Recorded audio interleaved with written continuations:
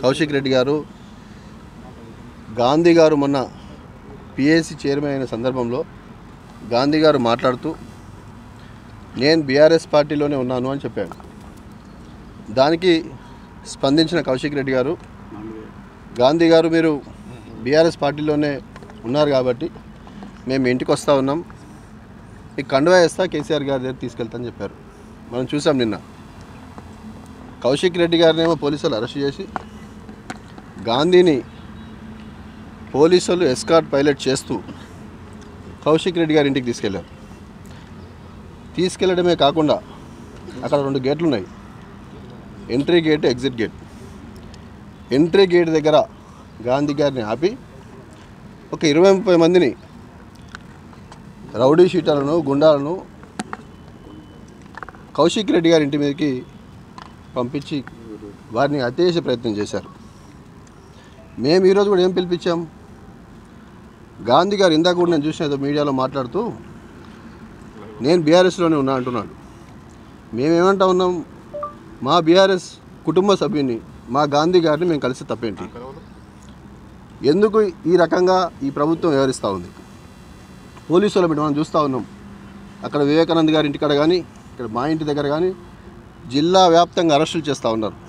అయినప్పటికీ పోలీసుల కుట్రలను ఛేదించి చాలామంది యువకులు ఈరోజు మా ఇంటికి రావడం జరిగింది. జిల్లాలో, రాష్ట్రంలో వస్తున్న కార్యకర్తలు, నాయకులందరూ అరెస్ట్ చేస్తాం అనేది కరెక్ట్ పద్ధతి కాదు. మేమేమంటా ఉన్నాం, మా పార్టీ శాసనసభ్యుడు గాంధీ గారిని మొన్నటి వరకు మా పార్టీలో విప్పుగా పనిచేశారు, వారిని కలుస్తూ ఉంటాం, తప్పేంటి?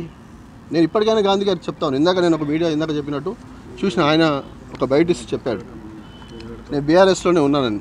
గాంధీ గారు, మీరు నీతి నిజాయితీ ఏమైనా ఉంటే, రాజకీయాల్లో ఏమైనా విలువలు మీకు ఉంటే మీరు ఈరోజు వచ్చి కేసీఆర్ గారిని కలవండి, లేదా తెలంగాణ మనకు రండి, మేము వస్తాం.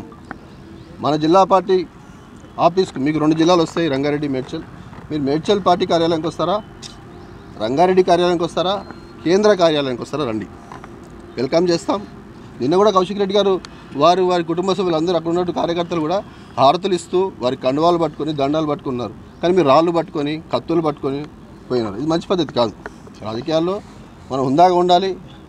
భవిష్యత్తు సమాజానికి, భవిష్యత్తు తరాలకు ఏం నేర్పిస్తాం ఒకసారి ఆలోచన చేసుకోవాలి. కాబట్టి ఇది మంచి పద్ధతి కాదు. గాంధీ గారు మీరు ఎక్కడికి వస్తారో చెప్పండి, కేంద్ర కార్యాలయం కోసం అక్కడ రిసీవ్ చేసుకుంటాం, లేదా మన కేసీఆర్ గారి దగ్గర కోసం అక్కడ రిసీవ్ చేసుకుంటాం. ఇది పోలీసు వాళ్ళు ముఖ్యంగా నేను విజ్ఞప్తి చేస్తూ ఉన్నాను. ఉదయం నుంచి కూడా రంగారెడ్డి కార్యాలయానికి వస్తారా, కేంద్ర కార్యాలయానికి వస్తారా, రండి, వెల్కమ్ చేస్తాం. నిన్న కూడా కౌశిక్ రెడ్డి గారు వారి కుటుంబ సభ్యులు అందరూ అక్కడ ఉన్నట్టు కార్యకర్తలు కూడా హారతులు ఇస్తూ వారి కండువాలు పట్టుకొని దండాలు పట్టుకున్నారు. కానీ మీరు రాళ్ళు పట్టుకొని కత్తులు పట్టుకొని పోయినారు. ఇది మంచి పద్ధతి కాదు. రాజకీయాల్లో మనం హుందాగా ఉండాలి. భవిష్యత్తు సమాజానికి, భవిష్యత్తు తరాలకు ఏం నేర్పిస్తాం ఒకసారి ఆలోచన చేసుకోవాలి. కాబట్టి ఇది మంచి పద్ధతి కాదు. గాంధీ గారు మీరు ఎక్కడికి వస్తారో చెప్పండి, కేంద్ర కార్యాలయం కోసం అక్కడ రిసీవ్ చేసుకుంటాం, లేదా మన కేసీఆర్ గారి దగ్గర కోసం అక్కడ రిసీవ్ చేసుకుంటాం. ఇది పోలీసు వాళ్ళు ముఖ్యంగా నేను విజ్ఞప్తి చేస్తా ఉన్నాను. ఉదయం నుంచి కూడా చుట్టూ, మా ఇంటి చుట్టూ కూడా పోలీసు వాళ్ళు పెట్టేసి ఎవరు రాకుండా చేస్తా ఉన్నారు. ప్రజాస్వామ్యంలో ఎక్కడున్నాం మనం? ఇదేం పద్ధతి? ఇన్ని 100 మంది పోలీసు వాళ్ళు పెట్టి మమ్మల్ని ఏమో నిర్బంధిస్తూ కాంగ్రెస్ వాళ్ళు రౌడీలాగా రోడ్డు మీద తోలితే ఎట్లా? ఇది కరెక్ట్ కాదు. నేను సిపి గారు కూడా విజ్ఞప్తి చేస్తా ఉన్నా, ఈ అరెస్టులు బంద్ చేయాల్సిందిగా విజ్ఞప్తి చేస్తాను. తెలంగాణ ఉద్యమంలో కూడా ఎక్కడ కూడా అన్ని ప్రాంతాలు, అన్ని కులాలు, అన్ని మతాలు కలుపుకుంటారు. వచ్చిన తెలంగాణలో 10 సంవత్సరాలు కూడా మా నాయకుడు కేసీఆర్ గారు అందరి భవిష్యత్తు కోసం మంచిగా ఉండాలనే ఉద్దేశంతో ఈ రాష్ట్రాన్ని హైదరాబాద్ అభివృద్ధి చేస్తారు. అక్కడ ఏం లేదు, అందరం కూడా అన్నదమ్ములుగా ఈ ప్రాంతంలో ఉంటాం.